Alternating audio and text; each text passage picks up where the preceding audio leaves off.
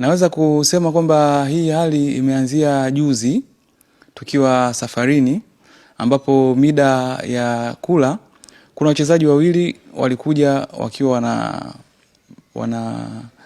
wana complain kuhusiana na tumbo kuuma, hali ya kusikia kama kutapika pamoja na kusikia mwili mzito mida ya kula, mida ya usiku.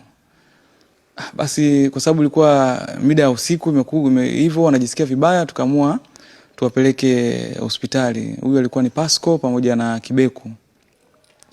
Tukapeleka hospitali na kule tulifanya vile vipimo vya awali kuangalia kama kuna shida yoyote, na bahati nzuri au mbaya basi vipimo vikasema kwamba hakuna chochote wanachoumwa.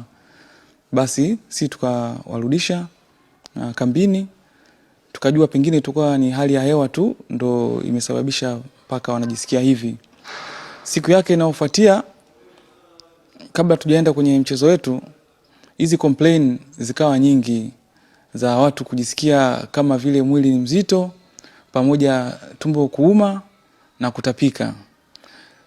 Kwetu tukawa tunahisi kwamba inaweza kuwa ni hali ya hewa au nini, lakini kwa sababu mida ilikuwa imeshaenda sana, ilikuwa ni vigumu kusema kama tutawapeleka hospitali na complaints zilikuwa nyingi. So kwa haraka tulikuwa tunahisi pengine tuko tu ni hali ya hewa. Basi tukafanya mchezo wetu, tukamaliza, hizi complaints zikawa zinaendelea. Sisi upande wetu wa medical tukawa hatuelewi kwa nini karibu 90% ya wachezaji wana complain kitu kimoja. Yaani wana complain kuuma tumbo, kuharisha pamoja na kujisikia mwili unakuwa mzito. Wengine wanajisikia hali ya kutaka kutapika. Kwa mfano, Yaya alitapika, Ngita alitapika. Wengine walikuwa wanajisikia kama hali ya kutapika lakini hawakutapika. Basi siku inayofuata yake ambayo ni jana, tukawa tumerudi. Wakati tumerudi hali ya Kibeku haikuwa nzuri. Ile hali imekuwa severe. Tukaona sasa hapa huyu tumkimbize hospitali kubwa ili aweze kufanyiwa vipimo kikubwa, na pia inaweza kutupa jibu letu kitu gani ambacho kinaendelea. Kwa hiyo sisi tukamchukua mchezaji usiku ule, tukampeleka hospitali.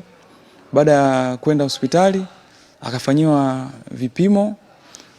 Majibu yaliyotoka kwenye vipimo, mchezaji alikuwa kila kitu alifanya, waliangalia, lakini results zilionyesha kwamba hana shida yoyote, ila figo na ini ziko under stress. Kwa mfano kwenye figo creatine zilikuwa zinaonyesha ziko juu zaidi ya kawaida.